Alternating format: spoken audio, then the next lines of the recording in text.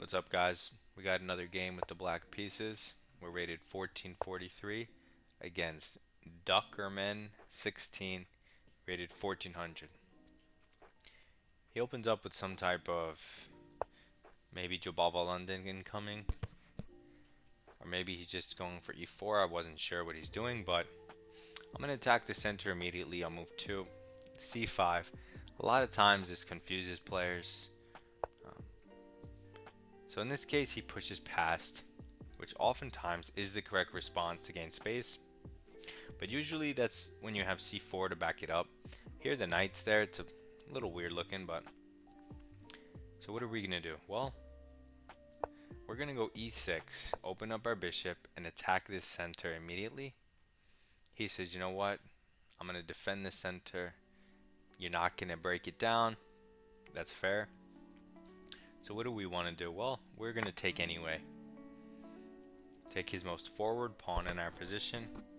He can recapture with the knight or the pawn, or he cannot recapture at all.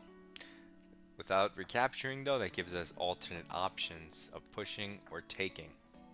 So maybe it was not his best move, but who am I to say? So what are we gonna do? I kinda like the prospect of pushing, but then he jumps in and puts extra pressure on our knight. We could also take, and then he takes, puts extra pressure on our knight. But I'm going to do that because we'll be up a pawn. So if we trade a lot of pieces here, it's not a big deal.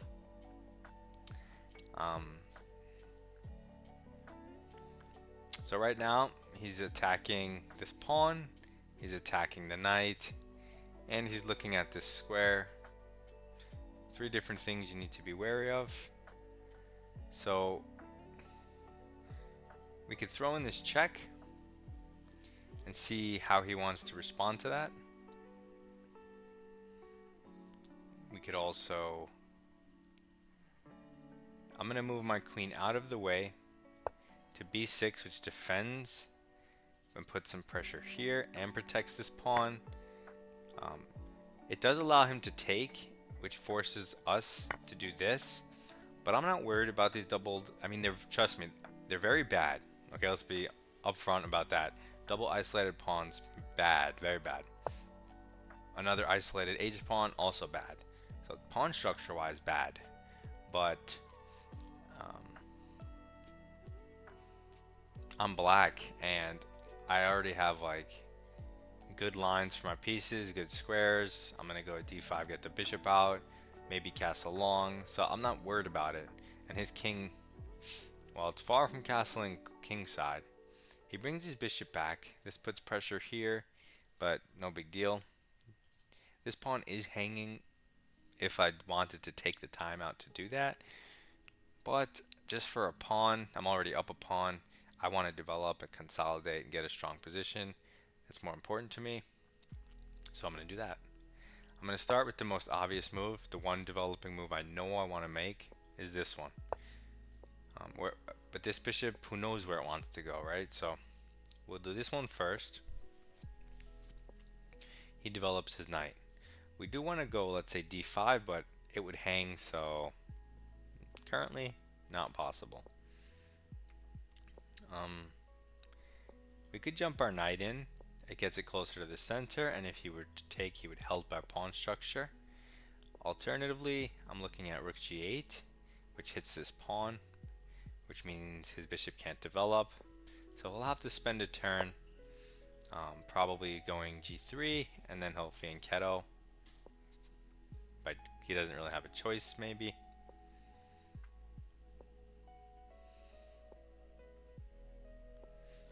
I guess I'll castle queenside. I also could have castled kingside and tuck my king in the corner. But now that I played the rook here, I might as well. I have to castle queenside. And I'm not sure where he's going to castle, because I have a rook here. So maybe he'll castle queenside.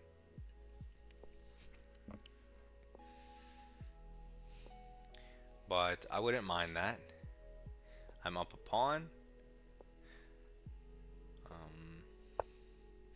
Okay, so he develops his bishop and eyes this pawn.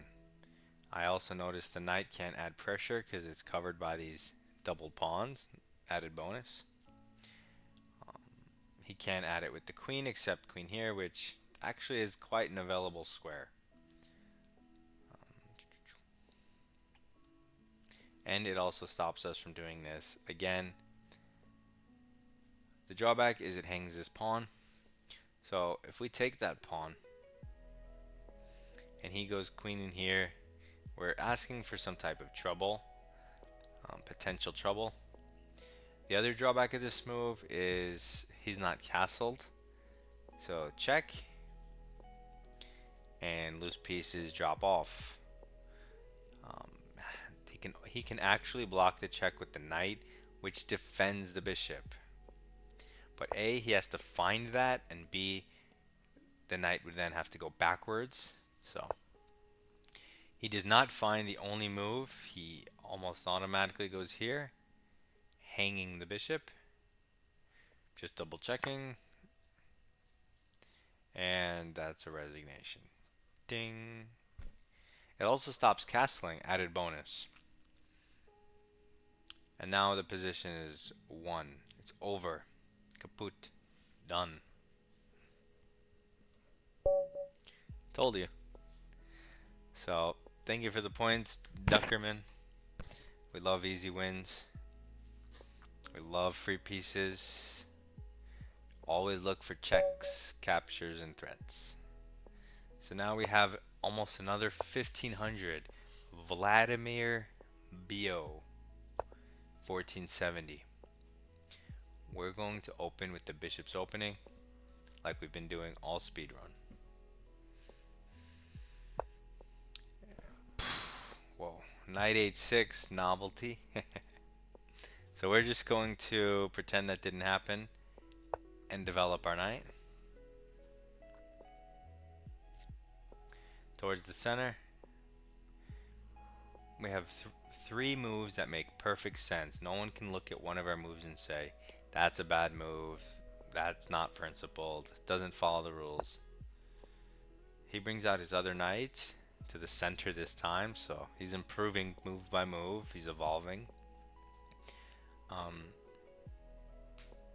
So we're going to just close the pawn chain now that our bishop's outside the pawn chain. We're going to open up our bishop's diagonal. Maybe we'll take this guy, right? Ruin his pawn structure, but maybe we won't because we like our dark square bishop. So he moves his dark square bishop and attacks our knight. Now we'll happily make that trade. Happily.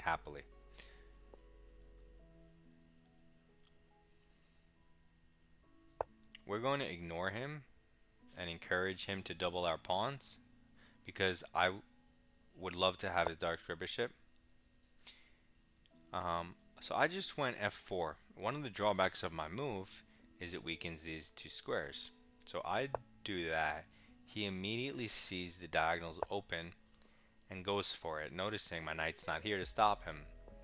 So now we're forced to play g3, but it also protects this so the queen has no entry. He could perhaps go for a queen trade this way, but I'll just deny it. Otherwise, he would have to go back. And now you can see queen h4 was nothing but a waste of time. Sure, g3 weakens some light squares around my camp, but it's not going to actually matter. So he takes my knight with check. I'm forced to take back, nothing to think about. This pawn, although doubled, these aren't isolated doubles, so they're not nearly as bad. And also this pawn is very strong because it protects the center as well as the knight jump. His queen goes back to a square where his knight belongs. What does this threaten? Nothing. What's the downside? It's still kind of in the way, and I feel like it's still going to get hit by stuff in the future. But for now, we'll just continue developing logically. There's a move that, like this, let's say, bishop at a3, which might stop castling, but you can expect him to play d6. And d6 isn't like a bad move for his position, so you're not provoking him to do something dumb. So I'm just going to develop a knight. If for some reason d6 hurt his position, I might go bishop a3 to just get him to do it. But here it looks like it helps him develop and solidify, so I'm just going to continue developing, looking at this stuff. Now if he takes, normally you take with the bishop, but I have this King's Indian style option of taking with the G pawn, because it's not like he can get to my king easily, but there's no reason to complicate stuff. Developing is always a good idea, but currently the pawn's hanging. Okay, so he defends it with d6. He also opens up the light squares, so that's something.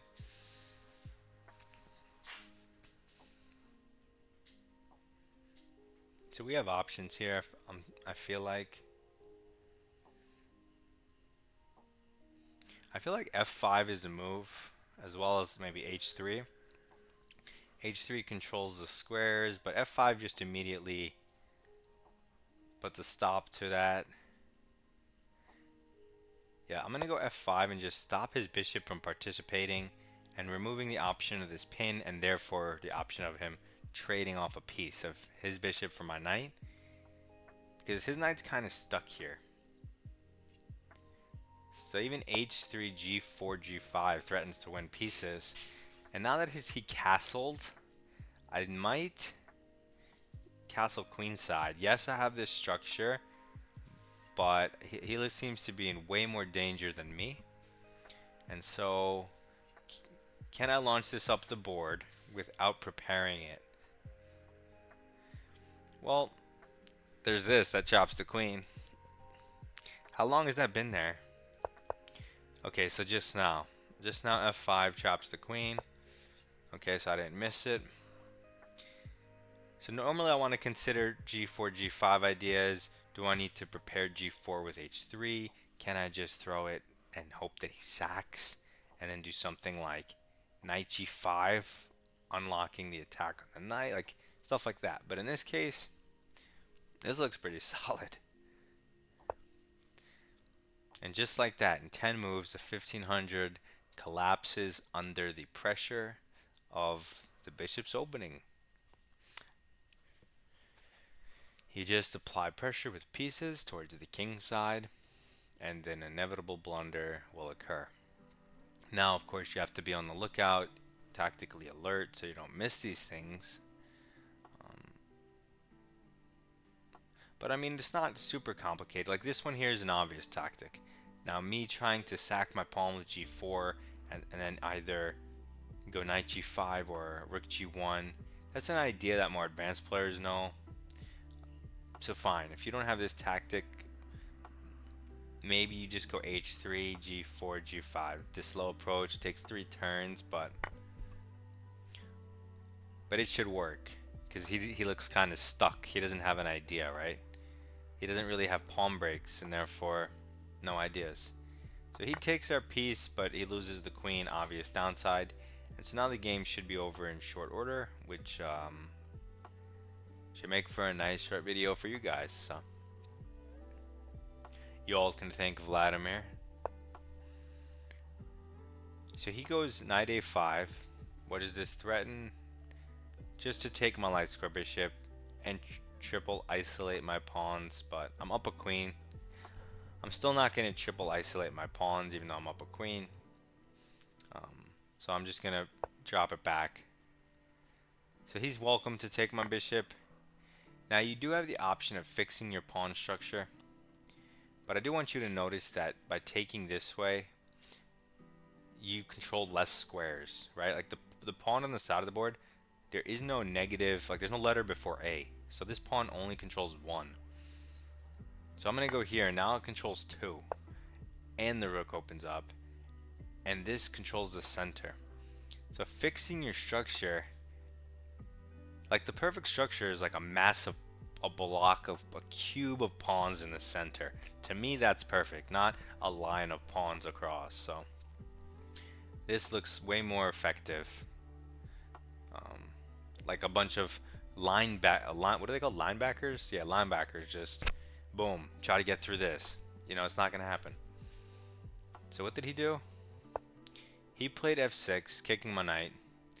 Normally I wouldn't go in here and ruin my structure to like leaving a pawn here, but I'm up a queen, so I'm just gonna trade pieces. Pawns don't matter.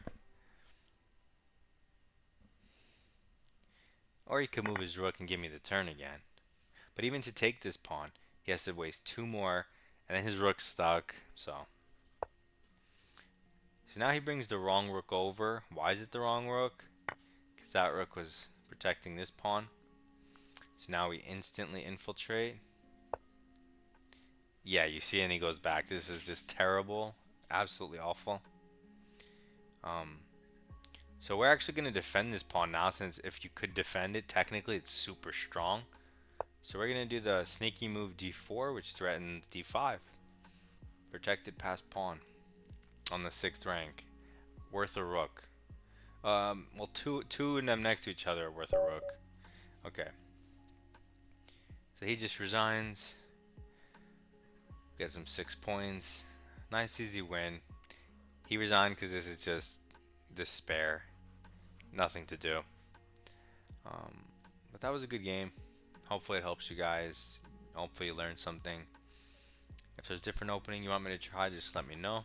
I like trying new stuff. Submit your rapid games. Thank you. Goodbye.